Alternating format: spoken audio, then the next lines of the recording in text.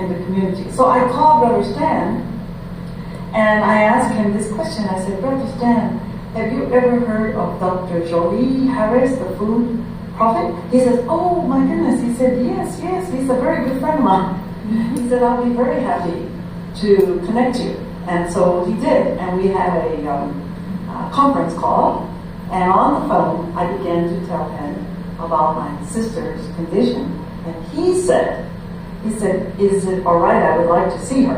And I said, well, of course. And I was very surprised, because usually people don't take the attention like that on the phone to want to go see the person they don't know. Just like that. And they might describe, oh, well, tell her to take this herb or take that drink or do something like that, but not put their whole heart and soul into what they're doing by being present themselves. So he is, if I can say this without embarrassment, he has a psychic ability to be able to tap in to the person's personality, their psyche, and their health, physical, mental, spiritual condition. So the healing is not just, oh, this is what the sickness is diagnosed as. Oh, okay, well, I'm going to take a look at this person, because they're going to emanate something more than just the physical. The symptoms are coming from some other area that we're not aware of, which is our spiritual and light bodies and astral bodies and all of that makes up the human that we don't know anything about, or at least we know very little about.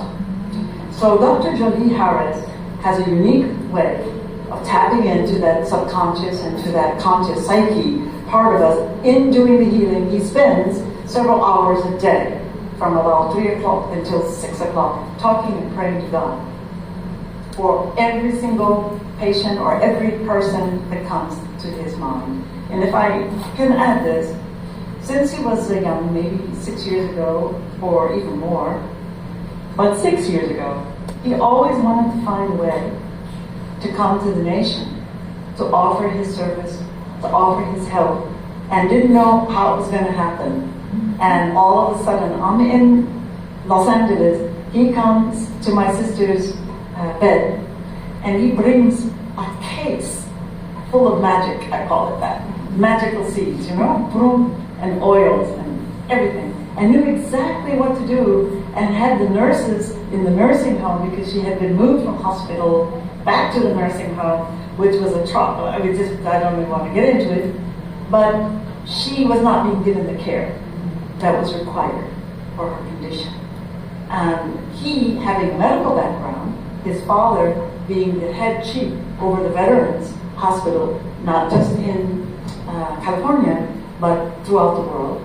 His mother, having been for 31 years, a nurse registered, I think, Maryland or Washington, D.C., but he has a medical background. He knows the protocols for the medical field, what they should do, what they should not do, the doctors, the physicians, the nurses, and it's all what they're doing now is just what you have been told, and we know. It's like a game they're playing to try to get money, as much money as they can. They're tied in with the insurance companies. They're tied in with the pharmaceutical industry. And all of this lies at our doorsteps like a dead corpse.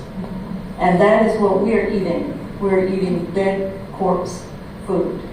So with the foundation, I will end, with the foundation of how to eat to live, the Honorable Elijah Muhammad gave us the basics.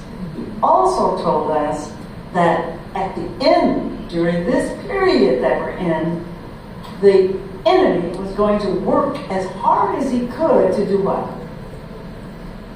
To poison us. And he was going to do it how? Through our food and through our water. So no matter how much beautiful vegetables or fruits or salads and everything, how to eat to live, they're contaminated. And he also told us they were going to use biological weapons, warfare. They were going to take the atmosphere in such a way that our breathing would be impossible to breathe. And we have it. Those of you who are here who are Muslims, you know what I'm talking about. We have all of these problems that we're dealing in the problem book about the sick uncle.